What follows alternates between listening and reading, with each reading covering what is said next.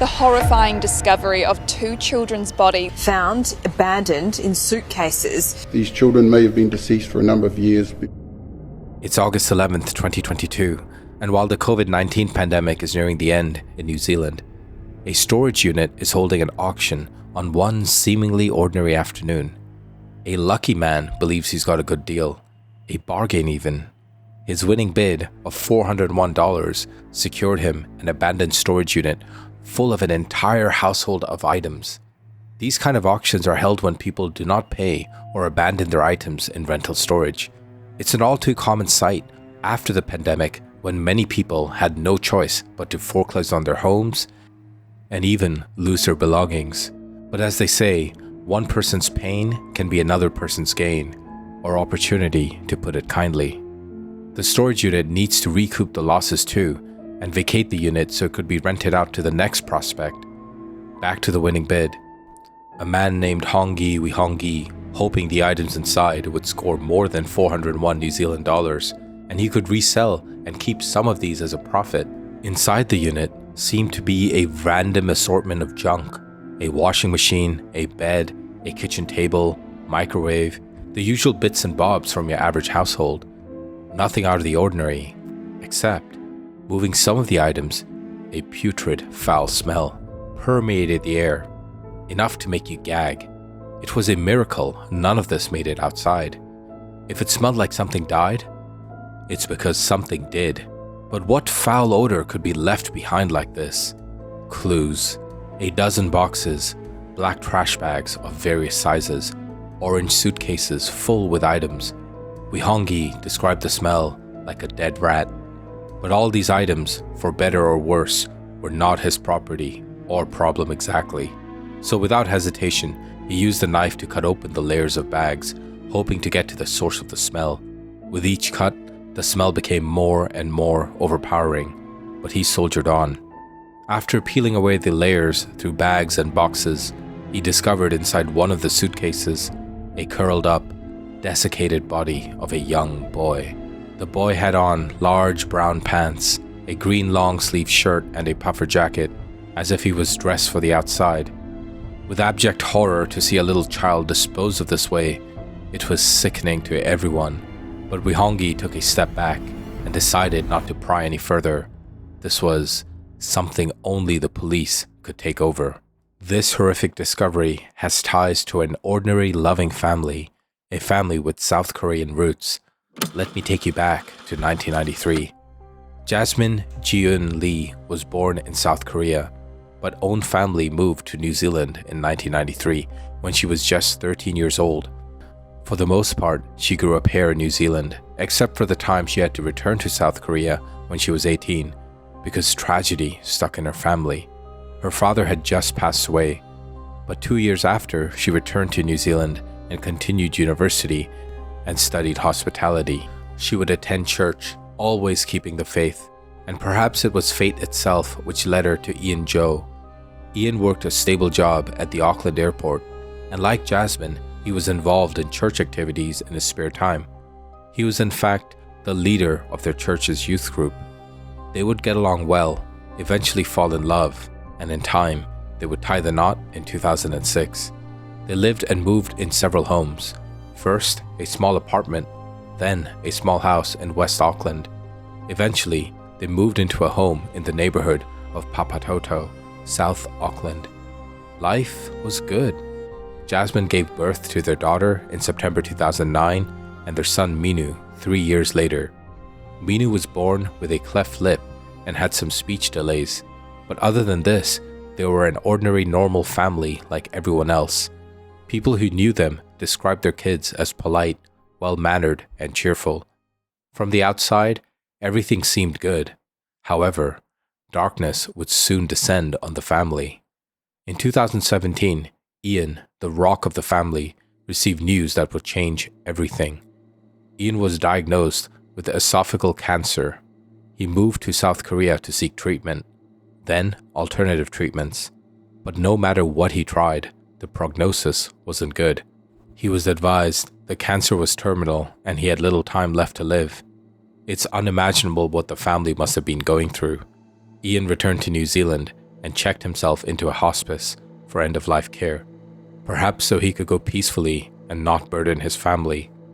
This was devastating for Jasmine. Under the crushing weight of grief, she told her mother she couldn't take it. She was thinking of ending herself. Fearing the worst, her mother, who lived in Hamilton, moved in with her in Auckland. Helping in this time of grief, however, Jasmine continued to lose weight. Her behavior grew increasingly distant from everyone. Her mother tried consoling and comforting her the way she could. She implored her daughter to remain strong for herself and her children and dispel these weak thoughts. Her mother feared this behavior was starting to affect Jasmine's kids. Then, the expected but devastating news. In November 2017, Ian passed away. He left behind $300,000 in life insurance, or 1.3 million New Zealand dollars. For months since August that year, Jasmine had to take antidepressant pills to cope and sleep. She was prescribed 60 tablets of nortriptyline, but tablets could only dull the pain, not fix it. The kids missed their father dearly, but Jasmine wouldn't allow them to mention his name at home or explain the illness he suffered. In fact, she only allowed them to visit their father in the hospice after immense pressure from friends and family. Friends and family noted Jasmine's spiraling behavior. She wouldn't let her mother comfort the kids, even at Ian's funeral. She appeared detached, often agitated and lashing out in anger. It seems as much as she loved her husband, she hated and wanted to erase his existence after he was gone, as if she was mad at him for leaving her there. At the funeral, Jasmine refused to talk about Ian at all. She scolded the kids in front of everyone when they mentioned their father. It surely was a reaction to grief that few had seen or could understand. She even scolded anyone who tried to comfort and console her. What people did not expect was Jasmine after the funeral. She started going on trips. The children would go with her instead of attending school. In fact, she had withdrawn them from Papatoetoe South School. She went on the family trip to Australia's Gold Coast, and it wasn't a usual trip. She spent money lavishly. She stayed in top hotel rooms, such as the 48th floor, and spent on what they liked. She later took another trip to another 5-star hotel, the Hilton in Taupo, and visited the hot springs in April 2018. Another trip to Gold Coast, Australia in May, and then Queenstown the next month. Jasmine and her kids spent big, staying in 5-star hotels and eating in top restaurants. While some from the outside saw this as a way for her mother and kids to get some happiness back in life, Jasmine's own mother saw this with growing concern. Her daughter was burning through life insurance money fast, spending almost 2/3 of it just on these trips alone. One day, Jasmine said she wanted to take her children back to South Korea. Her mother implored Jasmine to leave her children in her care, but Jasmine snapped back at her. "You don't even speak English. How can you care for them?" Jasmine even laughed at the impracticality of spending all this money and being able to keep it up. Jasmine's mother had to move back to their home in Hamilton. Around this time, Jasmine shut down her social media and cut herself off from everyone. Jasmine was getting frailer and thinner as well. Her friend Yuna Min confirmed this. She randomly bumped into the street in South Korea with Jasmine in 2018. The children were there. They were expressionless and looked unhappy. After that brief sighting in South Korea, Jasmine and the kids seemed to fall off the face of the earth. In April 2018, Ian's brother Jimmy tried to check in on them. He went by Papatoetoe House and walked into something that did not make sense. The home was empty, no furniture, no toys, no school bags. It looked like a family had packed up and disappeared in the middle of the night. When he messaged Jasmine's mother, Mrs. Lee, to ask where they were, she had no idea either. She had not seen her daughter or grandchildren since late 2017. From that point on, looking for them became part of Mrs. Lee's life. She went to the police station in Auckland and then Hamilton asking for help. She went to the South Korean embassy and consulate. All she managed to confirm was that Jasmine had left New Zealand in July 2018. No one could tell exactly where the children were, or even officially list them as missing.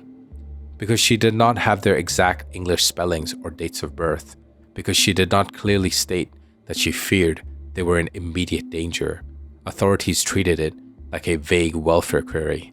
not an urgent missing children's report. So, for many years, the assumption in the family was simple and wrong. Jasmine must have taken Yuna and Minu with her, somewhere overseas, somewhere safe. What no one knew then was that by the time she left New Zealand, the children were already gone. That changed on the strange day in June 2022.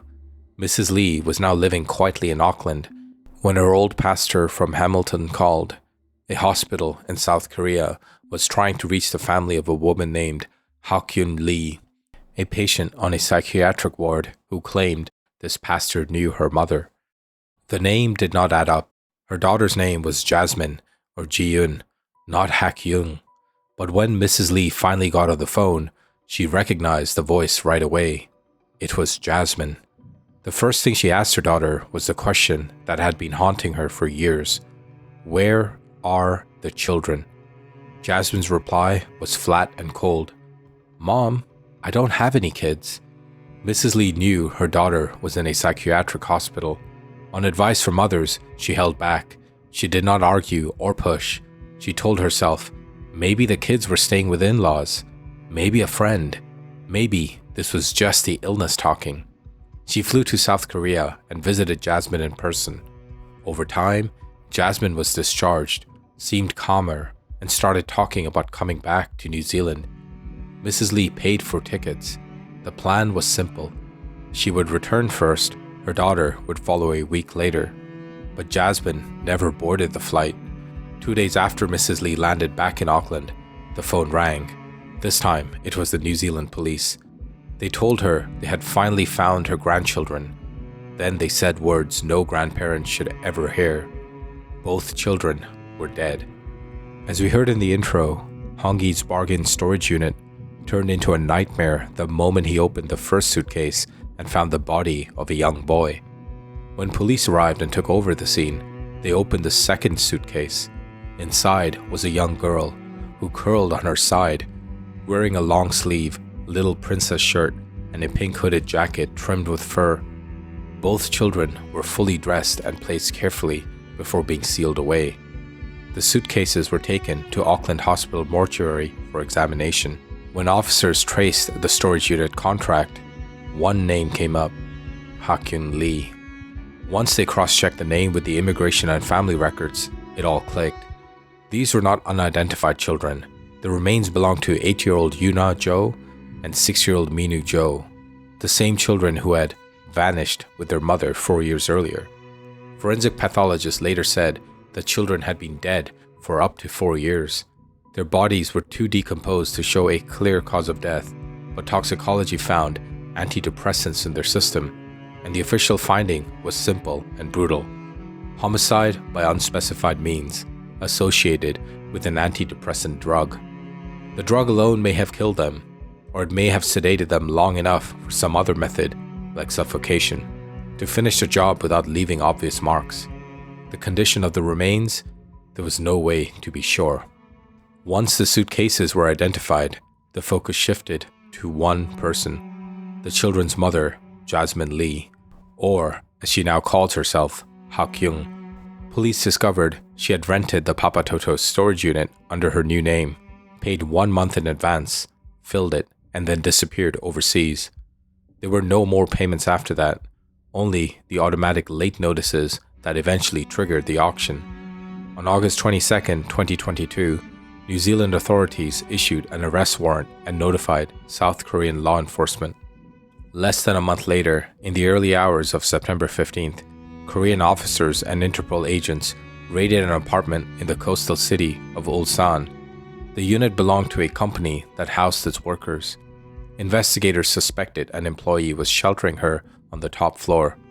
Inside, they found a 42-year-old woman hiding in a room. It was Hakyung Jasmine Lee. Because she had taken New Zealand citizenship years earlier, she was no longer considered a Korean citizen. That technical detail made the extradition process far smoother. By November 2022, a court in South Korea approved sending her back to face charges. On the long-haul flight to Auckland, the escorting Korean investigator described her as anxious, agitated, and heavily medicated. She kept saying she feared the media circus waiting for her. Breathing with a paper bag on her mouth. Was overly concerned about her media attention when she arrives in New Zealand. So I told her that we had put a plan in place that she doesn't get exposed to media when we arrive in New Zealand. At one point, she claimed her children were alive and living in an orphanage in New Zealand. She insisted she was being accused of something she did not do, and no one had properly explained the case to her. Then, her statements got darker. She said she knew who killed the children, that it did not matter anymore. She talked about wanting to end herself in New Zealand, where her husband and children were buried. She also posed a question that would hang over the entire trial. If I killed them, why would I help the police at all? Back in New Zealand, investigators were trying to fill in the 4-year gap between the children's last sighting and the discovery in the suitcases. Among the items removed from the storage unit was a PlayStation. A digital forensic analyst pulled the usage logs and found 2 user profiles, Princess Yuna and Hiro Minu. Both profiles showed activities on June 27, 2018. Around 10:15 in the morning, Hiro Minu unlocked a new achievement in Minecraft. Just after midday, Princess Yuna unlocked another. Those small timestamps became the last concrete proof of life from inside the house. Family members had last physically seen the children in April 2018. The PlayStation showed they were still alive at least 2 months after that. After June 27th, their digital trail stopped completely. The next time their name showed up in any official system was 4 years later, attached to a storage unit full of household junk and 2 sealed suitcases. When Hakyung finally appeared in New Zealand courtroom in 2025, the question was not just, did she do it, but what state of mind she was in. She admitted some key facts. She told the court she had given her children an antidepressant, put their bodies in suitcases, and placed those suitcases in storage, but she denied murder and claimed she was mentally broke and legally insane. Prosecutors responded by laying out a tight, step-by-step timeline that looked less like a breakdown and more like planning. June 27, 2018, the same day the children last used their PlayStation. That morning, Jasmine walked into the post office and filed paperwork to change her legal name from Jasmine or Yuna Lee to Hakyung Lee. Later that day, she went to a hardware store and brought extra large garbage bags, bin liners, bubble wrap, and duct tape. Not a normal grocery run. The next day, she applied for a full driver's license, then drove to a storage facility in Papatoetoe and signed a lease on a unit. Her photo was taken for an access card. On June 29th, she took and passed her driving test, filled up the car with fuel, brought a lotto ticket, then drove across the city and spent hundreds of dollars on cosmetic treatments for her eyebrows and hair. On June 30th, she went back to the hardware store and brought more bin bags and a steel padlock. That same afternoon, she made multiple trips to the storage unit. Prosecutors say this is when she put the children's bodies, already inside the suitcases, into that unit. After that, she started dismantling what was left of her life in New Zealand. She ended her tenancy. She brought in movers to empty the house. She applied for an urgent passport under her new name. And on July 29, 2018, she boarded a business class flight out of Auckland, alone. No one ever saw Yuna or Minu alive again. Looking at that sequence, it's very hard to call this a moment of sudden madness. It looks organized, deliberate, and thought through. It forces you to think and ask the question at the heart of this case: was this insanity, or was this pure, unforgivable evil? Once in South Korea, Jasmine did not restart a normal life. She slipped into a small studio near Gangnam Station and kept to herself. Not long after, emergency services were called to her apartment. She had multiple stab wounds, mostly shallow, with 2 deeper ones, plus a long cut on her neck. Doctors noticed something else: ligature marks around her neck and pressure damage to the facial nerves on one side, leaving her partially paralyzed. She told police a stranger had followed her home, stabbed her, and tried to strangle her. Investigators pulled CCTV footage. No attacker appeared. When they asked her to undergo a standard exam that could collect DNA from a possible assault, she refused. To the authorities, it looked less like a random attack. It looked more like a woman harming herself when her mental health was falling apart. By 2019, she was admitted to a psychiatric hospital. Later, she claimed she was stalked and assaulted by a man she met on a dating app. Again, police struggled to find any proof. She was diagnosed with major depressive disorder and cycled in and out of psychiatric care. All of this was happening years before anyone knew 2 children in New Zealand were lying in a suitcase under her name. When the trial finally began in 2025, everything came down to one main issue. Was she experiencing such severe mental illness at the time of the deaths that she could not understand what she was doing, or that it was wrong, or that she was responsible? Her legal team leaned hard on insanity. A forensic psychiatrist who had interviewed her several times said Jasmine described dissolving antidepressant pills into fruit juice and giving it to her children. She said they became sleepy, walked off to bed, and never woke up. According to this account, Jasmine saw this as a twisted act of mercy and then tried to end her own life afterwards. The psychiatrist argued that Jasmine's reality had shattered after Ian's death, that she believed Minu's cleft lip was some kind of curse, and that in her mind, killing the children was a way to save them from a life of suffering and from a world without their father. The prosecution did not deny she had mental health issues, but they argued that the sequence of name changes, storage rental, packing, passport applications, and flights showed organized thought and clear planning, not a total break from reality. During cross-examination, the psychiatrist was asked a simple question. Did you ever contemplate the possibility that she was lying to you? Yes.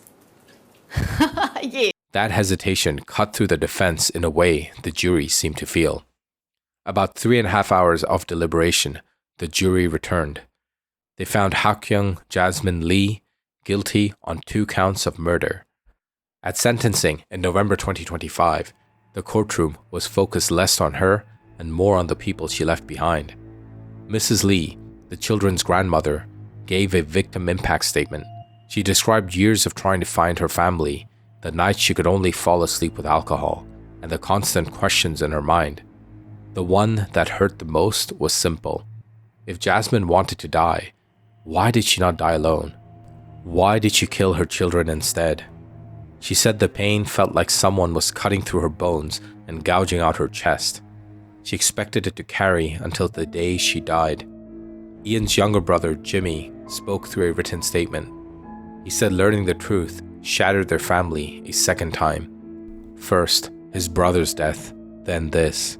He admitted he had still not told his own mother, who was battling cancer in Korea, that her grandchildren were dead.